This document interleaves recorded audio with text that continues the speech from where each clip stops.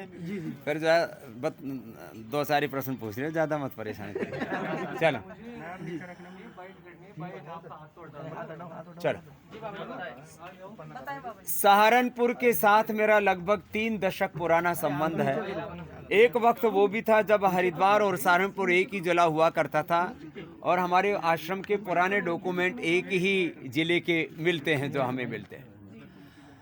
आज सहारनपुर में हमने पतंजलि मेगा स्टोर की ये और उसके साथ में ही पतंजलि परिधान, पतंजलि चिकित्सालय एक साथ है 3 मंजिल का एक बहुत ही भव्य दिव्य स्टोर खोला है।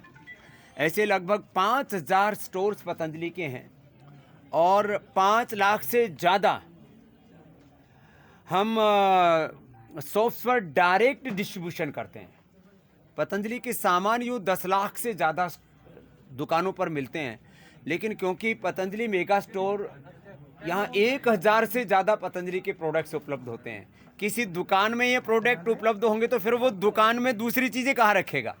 इसलिए अपने आप में पतंजलि मेगा स्टोर एक बहुत बड़ी सौगात होती है जहाँ पर भी खुलता है और लोगों को जो आदरणीय प्रधानमंत्री मोदी जी का सपना है भारत आत्मनिर्भर बने, विदेशी कंपनियों के आर्थिक और सांस्कृतिक लूट और गुलामी से देश को मुक्ति मिले, इसके लिए हम इसको व्यापार के लिए नहीं, लोगों के उपचार और उपकार के लिए, कमाई के लिए, लोगों की भलाई के लिए इस देश को आर्थिक लूट और गुलामी से बचा करके आर्थिक स्वावलंबन और आर्थिक आज़ादी के साथ साथ उपचार में भी तो गुलामी चल रही है।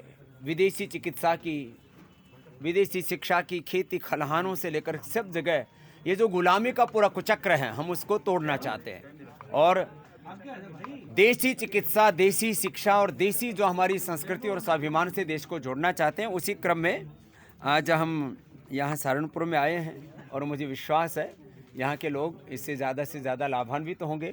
यहाँ के लोगों का जो प्रारंभ से हमें बहुत प्यार और आशीर्वाद मिला है, तो उसी की ये सौगात देने के लिए आज बहुत शीघ्रता में 2 दिन पहले मेरे पास विवेक आए थे कि स्वामी जी अब उद्घाटन करना। मैंने कहा बेटे अलग से मुश्किल है, आज हम गीता जयंती के लिए भी आगे हरियाणा में प्रोग्राम है, तो कोरोना काल में भी जो है हमने अपनी गतिविधियों को और शिखर आरोहण दिया है। आप सबकी जानकारी के लिए पतंजलि हो या रुचि सोया हो, दोनों को ही हमने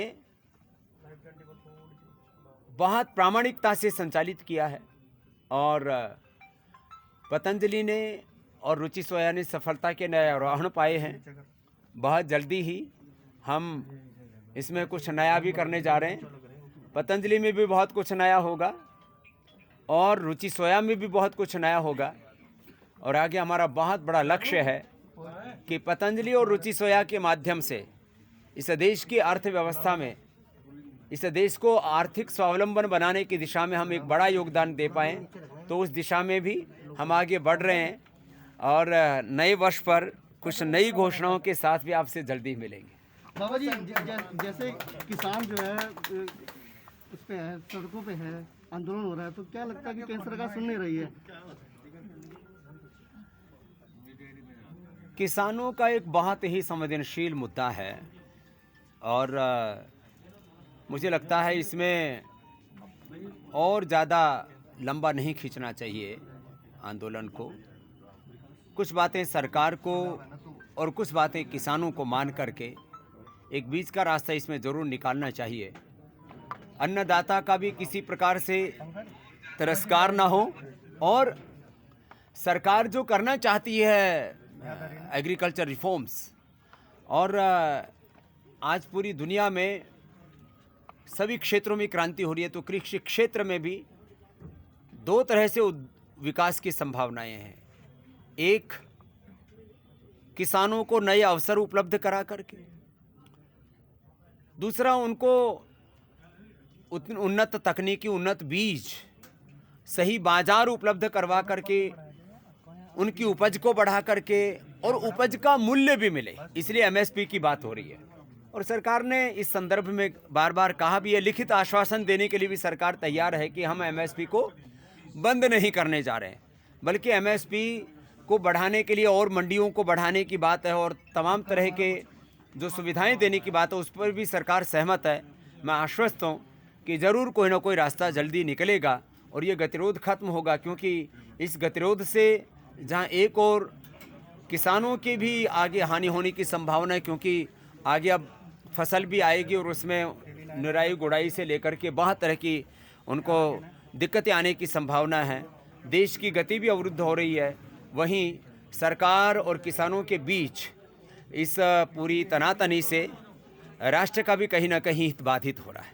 बाबा जी, आपने वो एक बनाई थी पार्टी, उसका क्या रहा? कहाँ पार्टी बनाई, तेरे कहाँ रजिस्ट्रेशन लग गया बाबा? अभी पार्टी जो बनाई थी आपने, हमने तो उसका- भारत उसका क्या स्वाभिमान, है अपना भविष्य? भारत स्वाभिमान ट्रस्ट था बेटा, पार्टी नहीं थी, है ना।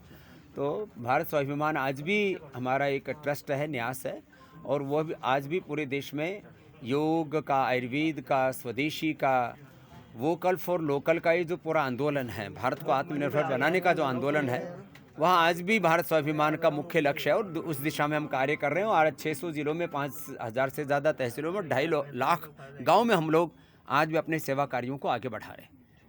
ठीक है भाई, प्रणाम।